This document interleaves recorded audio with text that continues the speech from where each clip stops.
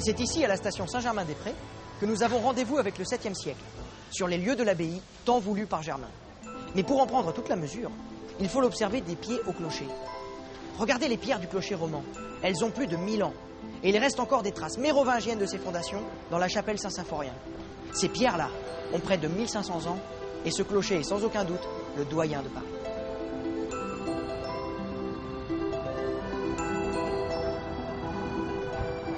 Et si nous quittons l'église pour aller sur le boulevard, c'est pour nous étonner du côté abrupt de l'arête du mur d'angle.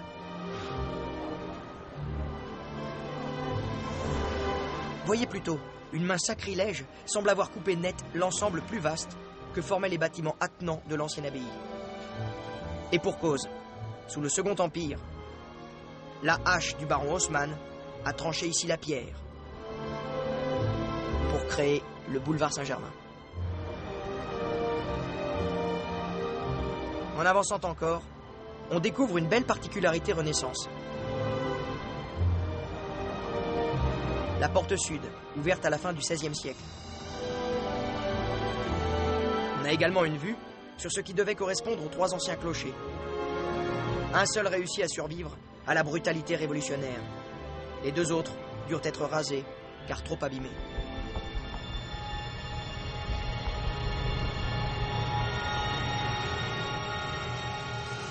Figurez-vous qu'à la Révolution, l'Église est détournée de sa vocation.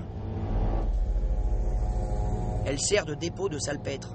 Or, cette substance, destinée à confectionner de la poudre à canon, fait cloquer les vieux murs humides.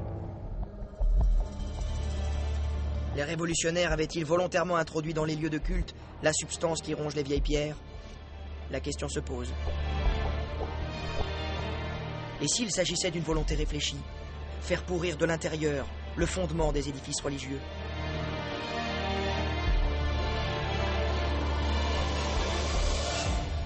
De toute évidence, c'est un miracle que l'église Saint-Germain-des-Prés soit encore debout aujourd'hui.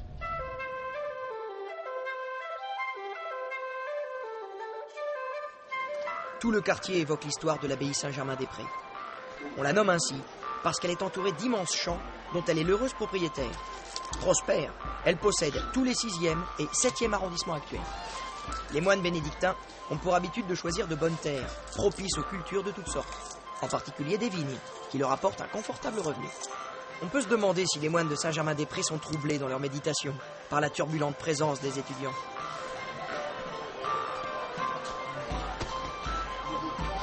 Et ils sont nombreux, comme en témoigne l'agitation de la foire annuelle de Saint-Germain. Elle se tient à Pâques, autour de l'abbaye, et dure de 3 à 5 semaines. En réalité, les bénédictins supportent plutôt bien ces désagréments, car ils en tirent un beau bénéfice. Ils n'hésitent pas à assommer de taxes marchands et clients.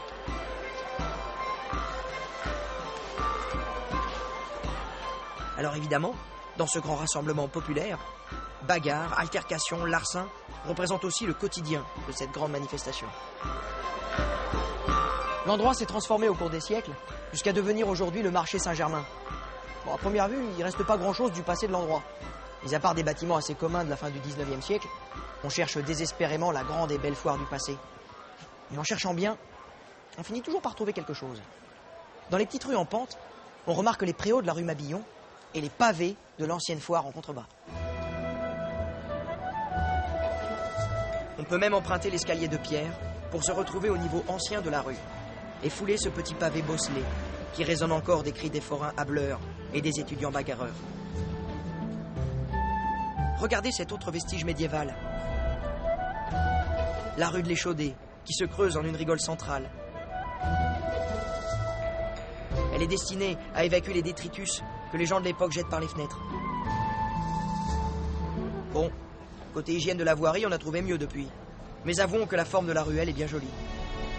Le plus étonnant, c'est l'impression persistante que chacun des pans de mur n'appartient pas à la même rue. À mon avis, c'est la marque d'un mur imaginaire, capable de séparer les styles et les époques d'un trottoir à l'autre. Eh bien, en fait, cette séparation a existé, personnifiée par la muraille qui protège l'abbaye Saint-Germain-des-Prés. Rappelez-vous qu'au XIVe siècle, la guerre de 100 ans oppose la France et l'Angleterre, et l'on tient à se protéger de toute menace extérieure. L'étranger fait peur. Quand le danger s'éloigna, cette protection de pierre perdit de son importance. et des édifices pointèrent timidement le bout de leur nez, s'adaptant à l'angle aigu qui leur était proposé. Et si vous trouvez que la rue de l'Échaudé a le museau pointu, eh bien vous savez désormais pourquoi. Mais poursuivons nos découvertes. L'abbaye sera aussi soumise à l'autorité d'un abbé en chef, un cardinal. Et son palais, de la fin du XVIe siècle, qu'on admire encore aux 3 et 5 rues de l'abbaye, est considéré comme l'une des plus belles résidences de Paris, un magnifique témoin de l'architecture Renaissance et un souvenir de l'opulence de la puissante abbaye. Vous voulez tendre l'oreille, ouvrir les yeux et laisser battre votre cœur? Entrez aux 14 et 16 rue de l'abbaye. Dans cet immeuble surgit tout un pan du passé abbatial.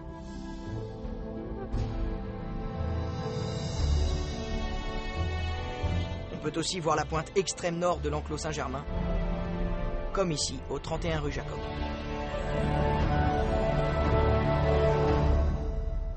Mais au 7e siècle, tout ce quartier Saint-Germain n'est encore qu'en gestation. En 629, le bon roi Dagobert est monté sur le trône franc, après avoir fait assassiner un grand-oncle trop ambitieux et un neveu encore dans les couches. Vraiment, Dagobert se montre expert en art de gouverner, et il règne en maître.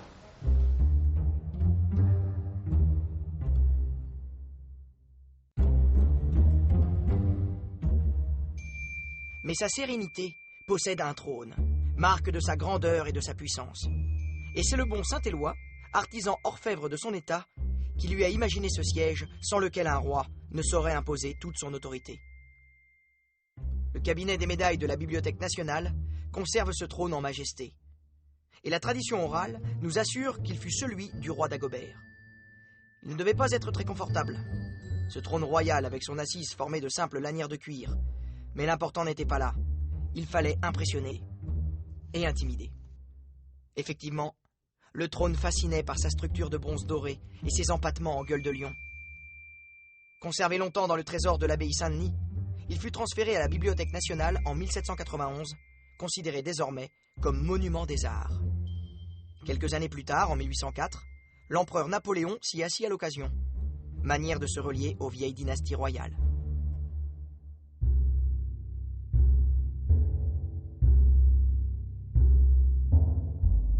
Pour marquer son pouvoir absolu, Dagobert compte inscrire sa munificence dans la pierre.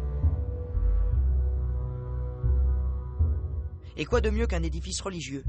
Cette évidente alliance du pouvoir temporel et spirituel ne peut être qu'appréciée d'un peuple de plus en plus attaché à la foi et renforcer son devoir d'obéissance envers son roi.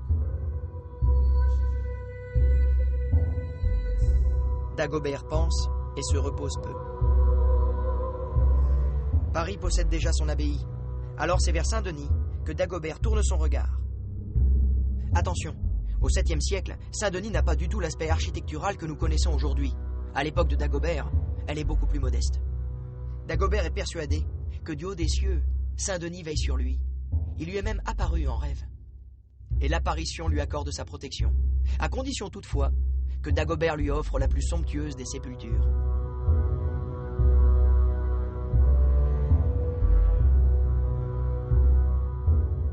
La tâche est confiée à Éloi, orfèvre, ministre et conseiller religieux. Il fabrique une œuvre superbe, constituée d'or et de pierres précieuses. Les balustrades sont couvertes d'or, les portes d'argent et le toit de marbre. Hélas, Dagobert meurt quelques années plus tard, à 35 ans à peine.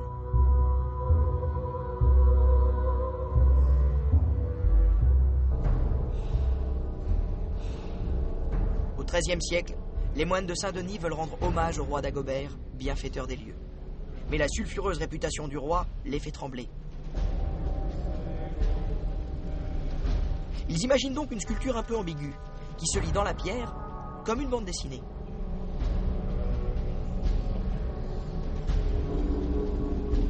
L'âme du roi est figurée en enfant nu et couronné, et est emportée en enfer par les griffes des démons.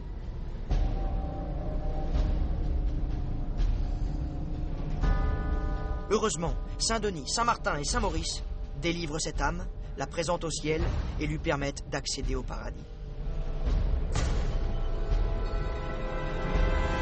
Le message est clair. Dagobert aurait mérité l'enfer, mais l'intercession des saints lui a miraculeusement ouvert les portes de la bienheureuse éternité.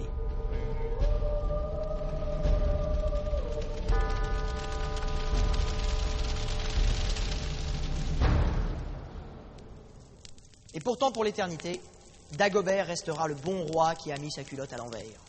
Anachronisme, car la culotte, sorte de short un peu bouffant qui s'arrête aux genoux, ne sera créée par des modélistes inspirés que 1000 ans plus tard. Mais la Révolution, qui se moque bien de la vérité historique, a produit cette rengaine pour railler les rois et les saints.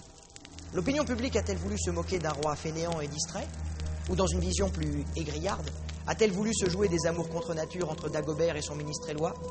Des amours à l'envers, comme la culotte? Enfin, comme sa sublimité s'empresse de la remettre à l'endroit, la morale est sauve.